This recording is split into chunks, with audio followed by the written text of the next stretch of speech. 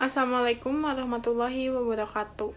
Perkenalkan, kami dari kelompok 8 yang beranggotakan Adinda Nala Puspa Rizkia dengan NPM 20500644, Khanisa Raihan Maharani dengan NPM 20500646, Gina Jakia Hoirunisa dengan NPM 20500666. Di sini kami akan mempresentasikan mengenai bentuk-bentuk tulisan. Pembahasan yang akan kami jelaskan yaitu mengenai deskripsi tulisan, paragraf naratif, paragraf deskriptif, paragraf persuasif, paragraf argumentasi, dan paragraf eksposisi. Saya Gina Zakiah akan menjelaskan mengenai deskripsi menulis dan paragraf naratif. Menulis merupakan suatu kegiatan komunikasi berupa penyampaian pesan secara tertulis kepada pihak lain dengan menggunakan pola-pola bahasa yang produktif dan ekspresif secara tertulis untuk mengungkapkan suatu gagasan atau pesan yang ingin disampaikan. Kemampuan menulis juga memiliki arti yang sangat penting, yaitu yang pertama, menulis dalam arti mengekspresikan atau mengemukakan pikiran, perasaan dalam bahasa tulis. Lalu yang kedua, menulis dalam arti melahirkan bunyi-bunyi bahasa, ucapan dalam bentuk tulisan untuk menyampaikan pesan berupa pikiran dan juga perasaan. Baik, selanjutnya yaitu paragraf naratif. Paragraf naratif merupakan jenis karangan yang mengungkapkan suatu kisah, peristiwa, atau juga pengalaman pribadi dengan berdasarkan urutan-urutan kejadian atau peristiwa. Paragraf naratif ini merupakan paragraf yang berisi mengenai pemaparan suatu kejadian yang dirangkai di dalam kesatuan waktu.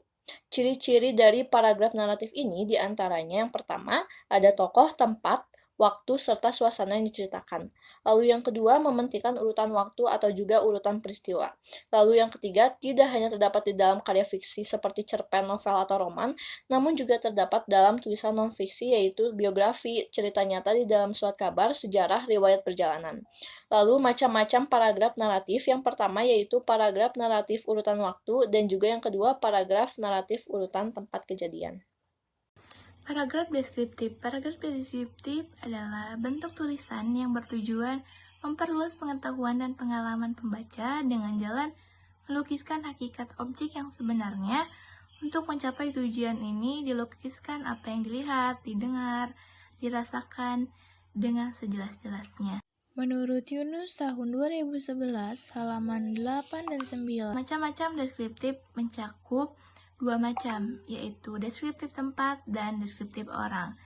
Deskriptif tempat yaitu yang menggambarkan latar peristiwa, suasana cerita, dan hal yang relevan. Sedangkan deskriptif orang yaitu yang menggambarkan keadaan fisik, watak, dan lainnya.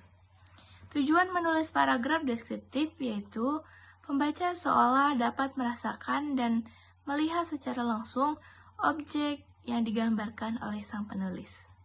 Selanjutnya, yaitu paragraf persuasif.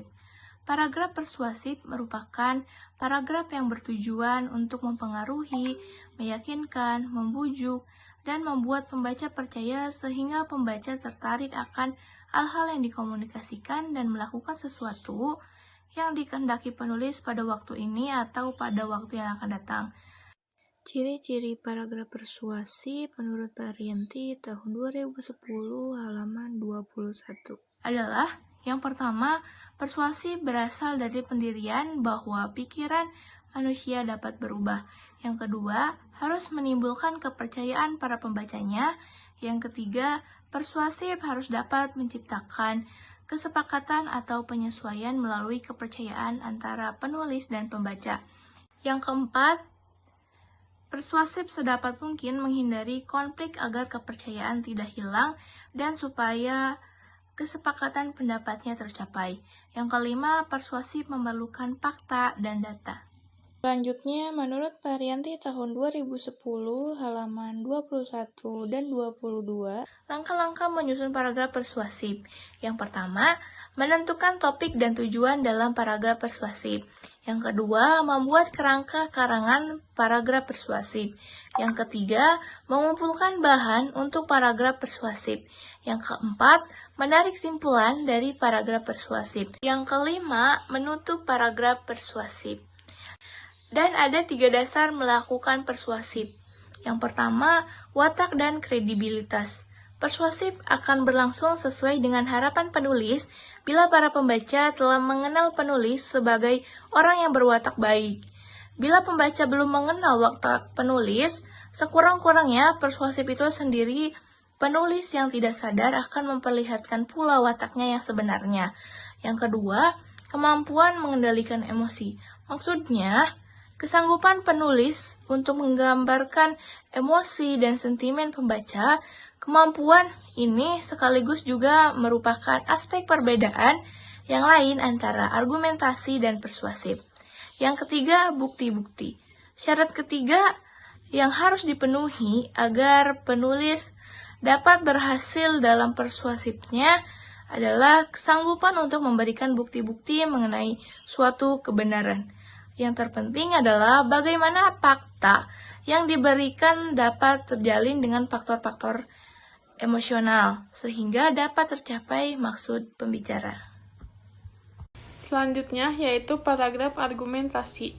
Paragraf argumentasi adalah paragraf yang mengandung argumen atau pendapat, data, dan fakta-fakta yang dapat dibuktikan kebenarannya.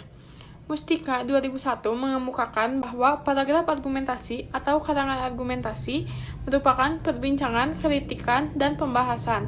Terdapat 3 model argumen, yakni yang pertama argumen klasifikasi verbal, yang kedua argumen aturan, dan yang ketiga argumen saksi. Model argumen klasifikasi verbal yang ditemukan meliputi yang pertama argumen fakta atau persepsi, dan yang kedua argumen konsekuensi.